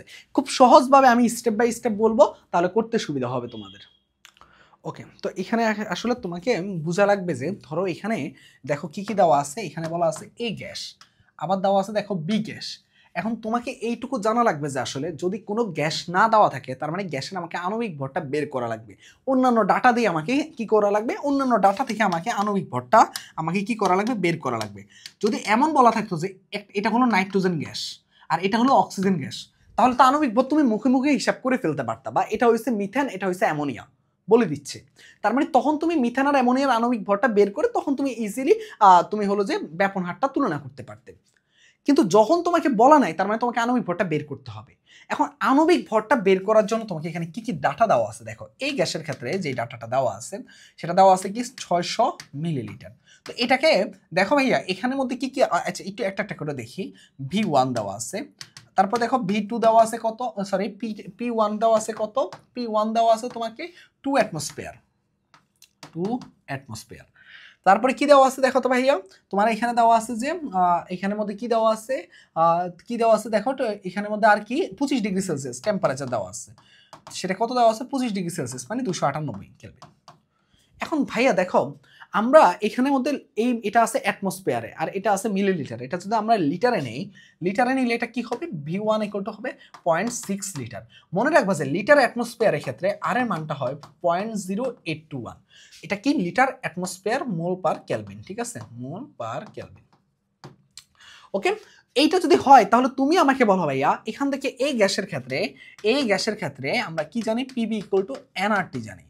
এখানের মধ্যে PV ইকুয়াল টু nRT যদি হয়, n মানে কি W/mRT, তাহলে এখান থেকে বলো ভাইয়া এখান থেকে কি কি আসতেছে দেখো তো, এখান থেকে আসতেছে W, আমার কিসি লাগবে, আণবিক ভরের মানটা লাগবে, তাই কিনা বলো তো ভাইয়া। তাহলে m ইকুয়াল টু আসতেছে তোমার হলো যে WRT ডিভাইডেড বাই কি PV, খুব স্বাভাবিক বিষয় না। তাহলে এখান থেকে দেখো আমার W এর মানটা দেওয়া আছে, কত দেওয়া আছে, 0.40 গ্রাম। তারপর তো কিসের মান দেওয়া আছে, আর এর মান দেওয়া আছে, আমি জানি যে 0.082। আর কিসের মান দেওয়া আছে, টি এর মান দেওয়া আছে 298, এটা আমরা জানি, একটু হিবিজিবি হয়ে যাচ্ছে। পি এর মানটা দেওয়া আছে এই যে দেখো 2 অ্যাটমসফিয়ার, আর ভি এর মানটা দেওয়া আছে 0.6 লিটার। সেম ভাবে এখান থেকে আমরা এম এর মানটা বের করতে পারবো। এটার এম এর মানটা আসতেছে কত একটু দেখি তো। এটার এম এর মানটা আসতেছে আমাদের এম এর মানটা আসতেছে 8.15। কত আসতেছে? এম এর মানটা আসতেছে 8.15, 8.15। ওকে, এইটুকু আমাদের কি আসছে আণবিক ভরের মানটা। এবার দেখো ভাইয়া, সেম নিয়মে তুমি বি গ্যাসের ক্ষেত্রে বের করতে পারবে না, পিবি ইকুয়াল টু এনআরটি। কারণ কি এখানের মধ্যে তো সেম টেম্পারেচার দেওয়া আছে, আমার ডব্লিউ এর মান দেওয়া আছে, এন কে আমরা লিখতে পারি ডব্লিউ বাই এম আর টি। তাহলে এখান থেকে আমরা এখানে এম এর মানটা বের করতে পারবো কি W R T by M PB. তো তোমরা আমাকে বলো ভাইয়া, এটা যদি হয়ে থাকে ডব্লিউ এর মানটা কি আছে 0.87, আর এর মানটা কি আছে 0.082, আর টি এর মানটা কি দেওয়া আছে বলো তো ভাইয়া 25 ডিগ্রি সেলসিয়াস, পি এর মানটা কি দেওয়া আছে এখানের মধ্যে দেওয়া আছে কি 2.5 অ্যাটমসফিয়ার, আর ভি এর মানটা দেওয়া আছে 700 মিলিলিটার। এখান থেকে তুমি এম এর মানটা কত পাচ্ছ দেখো তো, এম বি এর মানটা পাচ্ছ তুমি 12.15, এম বি এর মানটা কত পাচ্ছ 12.15, কত পাচ্ছ 12.15। যদি তুমি দেখো ভাইয়া, যদি তুমি দেখো এইভাবে তুমি কি কি বের করতে পারছো, এইভাবে তুমি কি কি বের করতে পারছো, এম এর মানটা বের করতে পারছো এবং এম বি এর মানটা বের করতে পারছো। তুমি আমাকে বলো ভাইয়া, R A by R B যদি প্রথম গ্যাসের ক্ষেত্রে আমরা ব্যাপন হারটা হিসাব করতে চাই, তাহলে এটা কি হবে বলো তো ভাইয়া, ব্যস্তানুপাতিক, মানে M B by M A. তাহলে এটা করলে দেখো তুমি যদি উভয় পাশে বর্গ এই যে ইয়া করে দাও, দেখো তো এটার মানটা কত আসে, M B by M A, এটার মানটা কত আসতেছে 1.22। তার মানে কি এটার মানটা আসতেছে দেখো R A by R B equal to আসতেছে কত 1.22। তাহলে আর ইকুয়াল টু কি হবে বলো তো ভাইয়া 1.22 ইন্টু কি আর বি। এই যে মানটা আছে তোমরা বলো ভাইয়া, এইখানের মধ্যে কি বুঝতে পারতেছো, এইটার ব্যাপন হার কার, আর এর ব্যাপন হারটা কি আর বি এর এত গুণ। এটা কি, এটা হলো বড়, ওয়ান এর চাইতে বড়, তার মানে আর এর মানটা বেশি। তার মানে কি এখানে বলতেছো কার ব্যাপন হার বেশি বলো তো ভাইয়া, আর এর ব্যাপন হার বেশি কার চাইতে, আর বি এর চাইতে। কিন্তু যদি এটার মান ওয়ান এর চাইতে ছোট হইতো তাহলে কিন্তু আর বি এর ব্যাপন হার বেশি হয়ে যেত। কারণ এটা কিন্তু কি ওয়ান এর চাইতে ছোট হলে আর এর মানটা কিন্তু ছোট হয়ে যেত আর বি এর চাইতে, এটা মনে রাখলে হবে। এইটুকু হলো আমাদের ব্যাপন হার কিভাবে বের করতে হয়। আশা করি যে ব্যাপন হার থেকে প্রশ্ন আসলে আমরা এইভাবে স্টেপ বাই স্টেপ সলভ করতে পারবো। পরবর্তী সিকিউতে দেখি আমরা, এখানেও বলতেছে যে ব্যাপন হারের তুলনা করতে, ঠিক আছে। এখানের মধ্যে দেখো আমরা যেটা চাচ্ছিলাম সেটা কিন্তু পেয়ে গেছে আলটিমেটলি আমাদের গন্তব্য। মিথেন গ্যাস বলে দিছে এবং কার্বন ডাইঅক্সাইড গ্যাস বলে দিছে। দেখো ভাই, মিথেন গ্যাস বলে দেওয়া মানে তার আণবিক ভর আমরা জানি, কার্বন ডাইঅক্সাইড গ্যাস বলে দেওয়া মানেও তার আণবিক ভর আমরা জানি। তাহলে বলো ভাইয়া, এইখানে কি আমাদের কোনো এক্সট্রা করে আর কোনো প্যারা হবে বলো তো ভাইয়া, কোনো প্যারা নাই আমাদের। এখন অনেক কারো যদি মনে হয় যে না ভাইয়া আমি আণবিক ভর ধাপে ধাপে ধাপে ধাপে বের করতে চাচ্ছি, আমাকে এইভাবে দেখেন ইয়ার মান দেওয়া, আয়তনের মান দেওয়া আছে, অ্যাটমসফিয়ার দেওয়া আছে, টেম্পারেচার দেওয়া আছে, কোনো দরকার নেই, সেম মানে আসবে, তার মানে কোনো প্রয়োজন নাই। তাহলে আমরা ঘতে দেখো কিভাবে করব। এই ঘটা আমি একটু দেখাই তোমাদেরকে, এই যে আসো, এটা একটু কপি করছি, ওকে ফাইন, এটা একটু আমি মুছি, তাহলে তোমাদেরকে একটু দেখাতে আমার সুবিধা হবে। ওকে দেখো, এইটা যদি হয় তাহলে তোমরা আমাকে বলো ভাইয়া মিথেনের ক্ষেত্রে আণবিক ভর কত, মিথেনের ক্ষেত্রে আণবিক ভর কত, CH4 এর আণবিক ভর এম এর মানটা কত বলো তো ভাইয়া 12 + 4 মানে হলো 16। আর এখানের মধ্যে আছে কার্বন ডাইঅক্সাইড গ্যাস, এটার ক্ষেত্রে আণবিক ভর কত, এটা হলো MCH4 আর এটা হলো M কার্বন ডাইঅক্সাইড। এম এর ক্ষেত্রে কার্বন কত 12 আর হলো 32 মানে হলো 44। ওকে, খুব ভালো কথা। তাহলে তুমি আমাকে বলো ভাইয়া R A by R B equal to কি জানো তুমি বলো, সরি, আর যদি তুমি কার্বন ডাইঅক্সাইড, আর যদি তুমি মিথেন নাও, আর যদি কার্বন ডাইঅক্সাইড নাও, তুমি আমাকে বলো ভাইয়া এখানে কি হবে √M কার্বন ডাইঅক্সাইড, আর এখানে কি হবে M মিথেন, উল্টা হবে। তাহলে এটা বসাই দাও তুমি, কার্বন ডাইঅক্সাইড 44/16, এটা আসলে কত আসতেছে দেখো তো, 44/16 করলে আসতেছে 1.67, কত আসতেছে 1.67। তার মানে তুমি বলতে পারো কি দেখো, আর মিথেন ইকুয়াল টু কি বলতে পারো 1.67 ইন্টু আর কার্বন ডাইঅক্সাইড। তার মানে কার বেশি বলো তো ভাইয়া, মিথেনের কি বেশি, ব্যাপন হারটা বেশি, কার চাইতে, আর কার্বন ডাইঅক্সাইডের চাইতে। এটাই আমার পরীক্ষা জানতে চায়। তার মানে এইটা আমরা সুন্দরভাবে বুঝিয়ে লিখে দিব, তাহলেই কিন্তু আমাদের আলটিমেটলি ম্যাথ কিন্তু কমপ্লিট হয়ে যাবে, ঠিক আছে। এইটুকু আশা করি তোমরা খুব ভালো মতো এইটুকু বুঝতে পারছো। এইবার আসো ভাইয়া দেখি আমাদেরকে পরবর্তী আমাদের সিকিউ দেখি কি অপেক্ষা করতেছে। দেখো এখানের মধ্যে বলতেছে কি গ্যাসের অনুভূতি শক্তি, ওকে, তার মানে আমাদের ব্যাপন হার রিলেটেড সিকিউগুলো শেষ হয়ে গেছে। এবার আমরা কোথায় যাব দেখো, আমাদের 3টা টপিক শেষ, প্রথম লাইনে 3টা টপিক শেষ। এবার আমরা যাব গ্যাসের কণার গতিশক্তিতে। এবার দেখো গ্যাসের কণার গতিশক্তি, আমরা এই টপিকটাও আমরা কোথায় সাথে সম্পর্কিত বলতো ভাইয়া, ওই যে আমরা যে শিখছিলাম কোথায়, ওই যে তোমার হলো যে কি বলতো ভাইয়া, আমরা শিখছিলাম কোথায়, ওই যে আদর্শ গ্যাসের মধ্যে গ্যাসের গতিশক্তিকে আমরা যদি ই দিয়ে প্রকাশ করি, ই ইকুয়াল টু কি হয় বলো তো ভাইয়া, 3/2 RT। এখন যদি মূল সংখ্যার কথা বলা থাকে, n মূল সংখ্যা উল্লেখ থাকে কোনো গ্যাসের, সেক্ষেত্রে হয় a ইকুয়াল টু 3/2 nRT। বোঝার চেষ্টা করবা। যদি বলা হয় যে একটি অণুর জন্য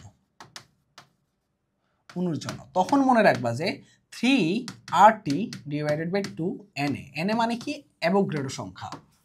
Na বলতে গেলে কি বোঝাচ্ছে, অ্যাভোগাড্রো সংখ্যা।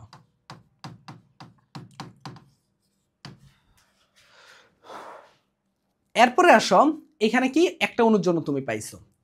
এবার যদি তোমাকে বলা হয় যে দেখো বুঝা ধাপে ধাপে, তার মানে 3/2 RT। এবার যদি তোমাকে জিজ্ঞাসা করা হয় যে নর্মাল গ্যাসের ক্ষেত্রে, তুমি আমাকে বলো ভাইয়া এই যে এখানের মধ্যে তুমি যদি এখানের মধ্যে চাপ এবং টেম্পারেচার দেওয়া থাকে, তাহলে সেই ক্ষেত্রে গতিশক্তি কি হবে, পিবি ইকুয়াল টু কি জানি nRT, তার মানে 3/2 পিবি।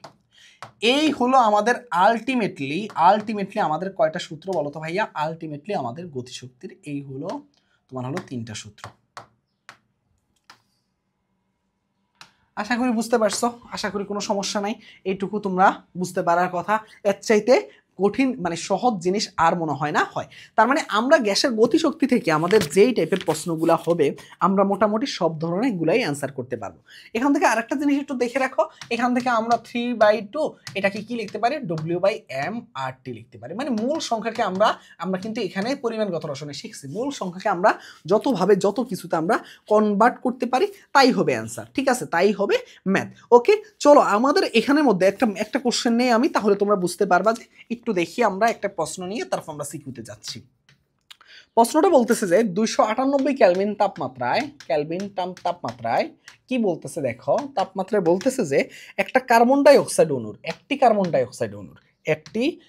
ডাই অক্সাইড অণুর গড় গতিশক্তি গণনা করো। অণুর গড় গতিশক্তি দেখো কয়টা বলছে, একটি কার্বন ডাই অক্সাইড অণুর গড় গতিশক্তি। দেখো ভাইয়া এরকম যখন বলা থাকে, আমি তোমাকে একটু আগে কি শিখাইছিলাম বলো তো ভাইয়া, কি লিখবা বলো তো ভাইয়া, EK equal to 3RT divided by 2Na। Na মানে কি, অ্যাভোগাড্রো সংখ্যা।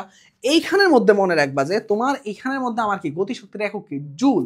তাহলে আর এর এককটা আমরা কি রাখবো বলো তো ভাই, আর তো আমরা জানি 0.0821 লিটার অ্যাটমসফিয়ার একটা একক থাকে, আর একটা থাকে 8.1 এখানে জুল পার মোল পার কেলভিন থাকে, তাই কিনা বলো তো ভাইয়া, তাই তো। এই যে 8.314 জুল পার মোল পার কেলভিন আছে, তার মানে এখানে তো জুল আছে ভাইয়া, গতিশক্তির একক কি জুল, তার জন্য আমরা কি ইউজ করবো বলো তো ভাইয়া, 8.314 এককটা মানটা ইউজ করবো। আর টি এর মানটা কত দেওয়া আছে, 298 কেলভিন।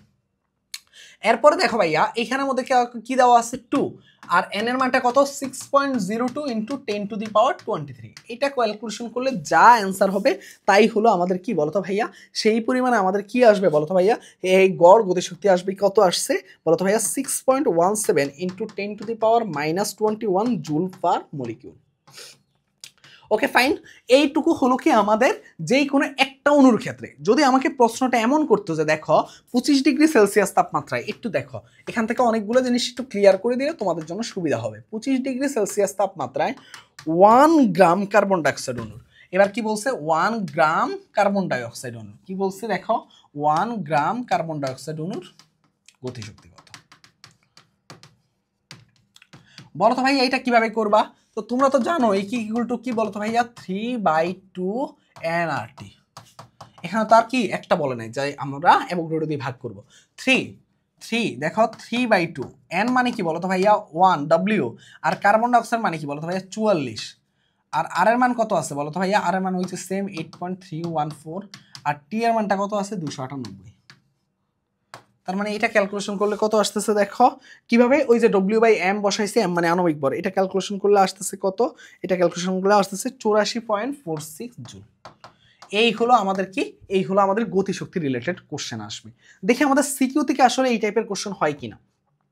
চলো আমাদের এই সিকিউতে আমরা আসি। ঠিক আছে, দেখো গতে দেখো আমাদের কি প্রশ্ন করছে, গতে আমাদের প্রশ্ন করছে কি দেখো, গতে আমাদের প্রশ্ন করছে যে উদ্দীপকের এই গ্যাসটির একটি অণুর গতিশক্তি নির্ণয় করো। উদ্দীপকের এই গ্যাসটা আছে, তার একটা অণুর গতিশক্তি বলছে, একটা একটা অণুর বলছে। তোমাকে আমি কি শিখেছিলাম, কি ইকুয়াল টু কি শিখেছিলাম বলো তো ভাইয়া, কি equal to 3RT divided by 2Na। এটা কার জন্য বলো তো ভাইয়া, এটা হলো আমার একটি অণুর জন্য। তাহলে আর এর মান কি 3 দেখো 3 বাই আর এর মান কত বলো তো 8.314। টি এর মানটা কত দেওয়া আছে দেখো তো, এখানে টি এর মানটা কত দেওয়া আছে 927 ডিগ্রি সেলসিয়াস, যেটাকে যোগ করলে কত আসবে বলো তো ভাইয়া 927 73 সাথে 80 মানে 1000 মানে 1200 ইন্টু 1200। আর এখানে 2 অ্যাভোগাড্রো সংখ্যার মান কত 6.02 into 10 to the power 23। Just এই সূত্র, একটা অণু বলা মানে হলো এই সূত্র, আর কোনো দিকে তাকানো লাগবে না আমাদের। তো আশা করি এইটার মান যা আসবে তাই হবে আমাদের কি বলতো ভাইয়া, জুলে অ্যান্সার হবে, জুল। এই হলো আমাদের কি, এই হলো আমাদের একটা অণুর গতিশক্তি। এর পরের প্রশ্নটা গেলে আরেকটা আইডিয়া পাবা।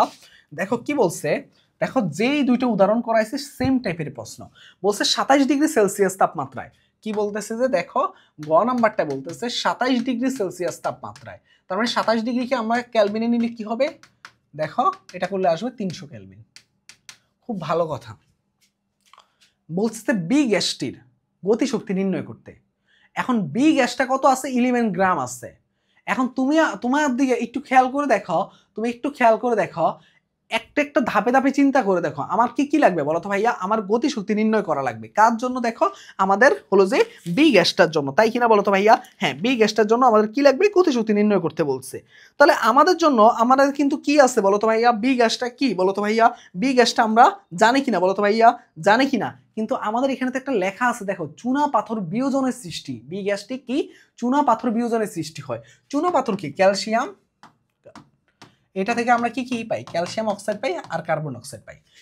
যেহেতু এখানের মধ্যে গ্যাস শুধুমাত্র কার্বন ডাইঅক্সাইড, তার মানে কে বি গ্যাসটা কি বলতো ভাইয়া কার্বন ডাইঅক্সাইড। দেখতে পাচ্ছ, মানে তোমাকে ডিরেক্ট বলা নাই, তোমাকে এইভাবে চিন্তা করা লাগবে। তাহলে কার্বন ডাইঅক্সাইডের আণবিক ভর মানে এম এর মানটা কত, এম এর মানটা হলো যে 12 প্লাস 32 মানে 44।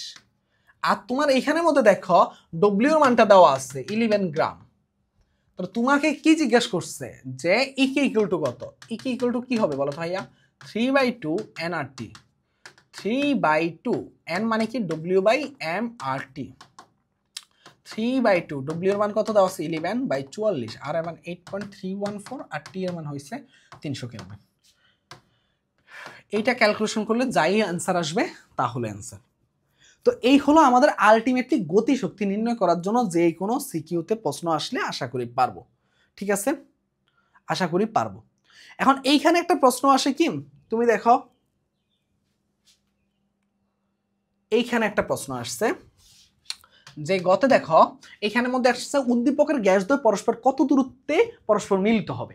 আচ্ছা দেখো তো ভাইয়া, ধরলাম আমি এই গ্যাস থেকে একটু কোশ্চেনটাকে পড়ি, এই গ্যাস থেকে এক্স পরিমাণ মিলিত হয়েছে, তাহলে এইটুকুর মান কত হবে বলো তো ভাই, যদি এইটুকুর মান এক্স হয় এইটুকুর মান কত হবে 70 - এক্স। খুব ভালো কথা না, খুব ভালো কথা। এখন তোমাকে কি প্রশ্ন করছে দেখো, এটা কোথায় আসছে, এটা আসছে আমাদের ঢাকা বোর্ডের একটা প্রশ্ন। তোমাকে বলছে যে এরকম একটা বিক্রিয়া দেওয়া আছে অ্যামোনিয়াম ক্লোরাইড, আগে একটু বিক্রিয়াটা লিখি, দেখো অ্যামোনিয়াম ক্লোরাইড, আর কি দেওয়া আছে ক্যালসিয়াম অক্সাইড, আর এই গ্যাসটা দেওয়া আছে। এই গ্যাসটা কি হবে বলতো ভাইয়া, এখানের মধ্যে কি আছে ক্যালসিয়াম ক্লোরাইড আছে প্লাস পানি আছে, তার মানে এটা হইছে অ্যামোনিয়াম হবে, তাই কিনা, খুব ভালো কথা, এটা হইছে অ্যামোনিয়া পাইছি। এবার দেখো ভাইয়া এখানের মধ্যে 2 নম্বর বিক্রিয়াতে কি আছে, যে CH3OH plus PCl5 equal to কি পাইছো CH3Cl প্লাস POCl3 পাইছো, আরটা কি পাইবা বলো তো ভাইয়া মিথেন পাবা, তাই কিনা CH3Cl না, এখানে মিথেন কই থেকে আসবে দেখো না, এখানে কি পাবা HCl পাবা, হ্যাঁ HCl পাবা, জাস্ট হিসাব করলে তুমি পেয়ে যাবে। এখন দেখো ভাইয়া তোমাকে প্রশ্ন করছে কি উদ্দীপকের গ্যাস দ্বয় পরস্পর কত দূরত্বে কি হবে বলো তো ভাইয়া মিলিত হবে। তার মানে তোমাকে জিজ্ঞেস করতেছে কিসের মান বলো তো ভাইয়া, তোমাকে ওই যে ব্যাপনের হারের সূত্র থেকে আমাদেরকে কি করতে বলতেছে, এইটা আমাদেরকে বের করতে বলতেছে। তার মানে এখান থেকে আমরা ইজিলি কি করতে পারবো বলো তো ভাইয়া, বের করে নিতে পারবো। কিভাবে বের করব এক এক করে আমরা এখন কি বলো তো ভাইয়া দেখবো। ঠিক আছে, জাস্ট ধাপে ধাপে আমরা এই ম্যাথটা দেখবো, এই ম্যাথটা দেখলে আমাদের মোটামুটি ম্যাক্সিমাম কোশ্চেন এই সাবটা থেকে শেষ হবে। ওকে, তাহলে এখানে প্রথম স্টেপটা যেটা মাথায় রাখবা যে এখানে আমাদেরকে কি কি পাইছি আমরা, তাহলে আমরা পেয়ে গেছি যে এখানে একটা পাইছি অ্যামোনিয়া, তাহলে অ্যামোনিয়ার আমাদের আণবিক ভরটা বের করে ফেলি 14 প্লাস 3 মানে 17। আরটা পাইছি কি HCl, তাই না, HCl আণবিক ভরটা বের করে ফেলি 1 প্লাস 35.5 মানে হলো 36.5। খুব ভালো কথা। এবার আমাকে দেখো আমরা এখানে কি জানি বলো তো ভাইয়া, R A by R B equal to কি জানি, মানে আর অ্যামোনিয়া ধরলাম বা আর HCl ধরলাম, দেখো আর অ্যামোনিয়া আরটা কি ধরলাম আর HCl। তো তুমি বলো এখানে কি বসবে বলো তো ভাইয়া, HCl মান কত 36.5, উপরে বসবে এইটা আণবিক ভরটা, আর অ্যামোনিয়াটা নিচে বসবে মানে 17। এটা করলে কত আসতেছে দেখি তো, এটা করলে আসতেছে আমাদের যেটা সেটা আসতেছে যে, আচ্ছা এখানে তোমার যে মানটা আসতেছে আর অ্যামোনিয়া মানে উল্টাই দিচ্ছে, দেখো উল্টাই দিলে, আমার কাছে ক্যালকুলেটর নাই, দেখো আর অ্যামোনিয়া মানে উল্টাই দিলে এটার মান আসতেছে কত 0.68, জাস্ট মানটাকে উল্টাই দিছে। তাহলে তুমি বলো আর HCl ইকুয়াল টু কত হবে, 0.68 ইন্টু কি বলো তো ভাইয়া আর অ্যামোনিয়া।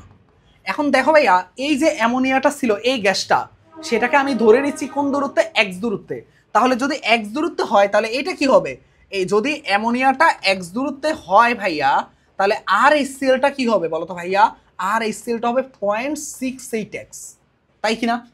এই যে এই দূরত্বে তো তারা মিলিত হয়েছে, তাহলে তাদের দুইটার এই যে এটা হয়েছে এক্স আর এটা হচ্ছে 0.68x, তাহলে তাদের যোগফলটা কত, আমাকে কি জিজ্ঞেস করছে, এক্স এর মানটা বের করতে বলছে কোন দূরত্বে মিলিত হবে। তাহলে এক্স এর মানটা বের করতে গেলে এই যে দেখো এক্স প্লাস 0.68x, কারণ এইটা যদি এক্স পরিমাণ যায় এটা আসছে 0.68x, তাহলে তাদের যোগফলটা কত বলো তো ভাইয়া, তাদের দূরত্ব কত 70 সেন্টিমিটার।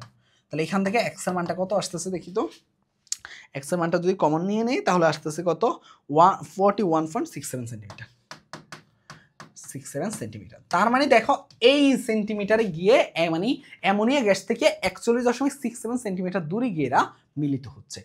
আশা করি এই টাইপের ম্যাথগুলো আসলে এখন পারবা। এখন এর বাইরে আমাদের কি কি কোশ্চেন আছে, এর বাইরে আমাদের আছে কি দেখো, বাস্তব গ্যাসসমূহ কিভাবে আদর্শ আচরণ ন্যায় করে, এটা একটা টপিক আছে, একটা আছে অম্ল ও ক্ষারক এই রিলেটেড। তো এখানের মধ্যে বাস্তব গ্যাসসমূহ কিভাবে আদর্শ গ্যাসের ন্যায় আচরণ করে, বিচ্যুতি মানে কতটুকু ঘটছে, বিচ্যুতির মান নির্ণয় করো, বিচ্যুতি কার বেশি হইছে, তারপরে যে কেন এটা আচরণ করতেছে, এই টাইপের প্রশ্নগুলো হয়, এগুলো আমরা নেক্সট ক্লাসে দেখবো। আর অম্ল ক্ষারক এই রিলেটেড যতগুলো মতবাদ আছে এবং বিওডি ডিও এগুলো সংক্ষেপে আমরা দেখে ফেলবো। এই মতবাদের মধ্যে ব্রনস্টেড লাউরির মতবাদ এবং আমাদেরকে লুইস অ্যাসিড ক্ষারের মতবাদটা পরীক্ষা আসে। তো এই কয়েকটা জিনিস আমাদের বেশিক্ষণ আর লাগবে না। তো নেক্সট ক্লাসে ইনশাল্লাহ দেখা হচ্ছে পার্ট 2 তে। সবাই ভালো থাকো, আল্লাহ হাফেজ, আসসালামু আলাইকুম।